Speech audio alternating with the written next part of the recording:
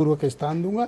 Faraz Kidwai Samajwadi party के प्रवक्ता हैं। किदवई साहब, इस स्टूडेंट प्रोटेस्ट के बारे में आपकी पार्टी क्या ओपिनियन रखती है? वैसे आपकी पार्टी को मैंने काफ़ी बढ़ चढ़कर दिल्ली में इसमें शामिल होते देखा है, लेकिन बीजेपी के आरोप हैं कि जब आपकी सरकार थी तो भी आपने कोई परीक्षाओं में शुचितापूर्ण तरीके से कोई प्रणाली नहीं बनाई थी, लिहाजा चूंकि आपने गलती की थी तो आपको इन पर उंगली उठाने का हक नहीं।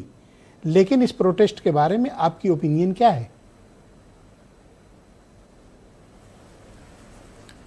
ब्रिजेश जी, देखिए, सबसे पहले तो हमारे दिनेश जी का मैं एक फैक्ट क्लियर कर दूं कि ये जो 2026 में जो नीट का पेपर जो लीक हुआ है, इसके जो विसिल ब्लोवर थे वो एक केमिस्ट्री के टीचर थे सीकर में, और 3 मई को परीक्षा खत्म होने के बाद उनके जो मकान मालिक थे उन्होंने व्हाट्सएप पर उनको एक वायरल क्वेश्चन पेपर भेजा था। उसके बाद में वो उद्योग नगर पुलिस स्टेशन पर गए थे, जहां पर पुलिस ने उनको भगा दिया था। कहा था कि जाइए अपने कुछ रिटन डॉक्यूमेंट्स लेकर के आइए, सबूत लेकर के आइए, तब हम एफआईआर लिखेंगे। तो ये सरकार ने नहीं उठाया था मुद्दा, ये केमिस्ट्री टीचर जो कि सीकर में था उसने मुद्दा उठाया था। पहला मैं ये फैक्ट चेक क्लियर कर दूं।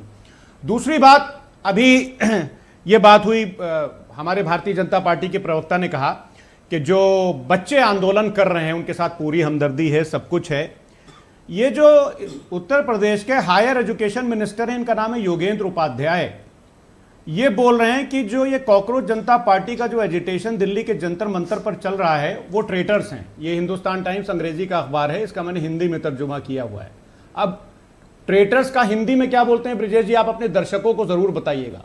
तो भारतीय जनता पार्टी के उत्तर प्रदेश के शिक्षा मंत्री बोल रहे हैं कि जो बच्चे वहां पर बैठे आंदोलन कर रहे हैं वो ट्रेटर हैं। तो भारतीय जनता पार्टी के प्रवक्ता या तो ये बोलें कि जो इनका शिक्षा मंत्री उत्तर प्रदेश का कह रहा है वो बकवास है, झूठ है। दूसरी बात, अभी आपने बहुत अच्छी बात कही कि आपने कहा कि ये बच्चे हैं, ये दुश्मन थोड़ी ना है। तो भारतीय जनता पार्टी के मंत्री क्या बोल रहे हैं वो सुन लीजिए। आप तो दुश्मन बोल रहे हैं, ये तो ट्रेटर बोल रहे हैं।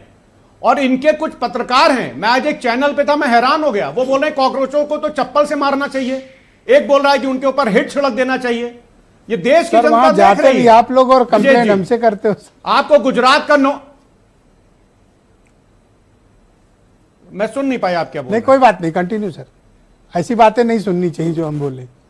हाँ, आपको याद होगा इतिहास बता दिया हमारे बीजेपी के मुख्य प्रवक्ता महोदय ने, तो इतिहास मैं भी बता देता हूं कि गुजरात के हॉस्टल से उठी एक चिंगारी जिसको कि नव निर्माण आंदोलन कहते हैं, उसकी कमान जयप्रकाश नारायण जी ने जब अपने हाथों में पकड़ी तो इंदिरा गांधी जैसी प्रधानमंत्री के शासनकाल में चिमन भाई पटेल को घुटनों पर आना पड़ा और उनको इस्तीफा देना पड़ा। याद रखिएगा, क्योंकि जब छात्र और नौजवान निकलता है ब्रिजेश जी सड़क पर, तो दिनकर जी की मुझको वो कविता याद आ जाती है कि संघर्षों के इतिहास में, संघर्षों के साए में इतिहास हमारा पलता है, जिस ओर जवानी चलती है उस ओर जमाना चलता है, और जिस ओर तरुण बढ़ता है उस ओर जमाना झुकता है।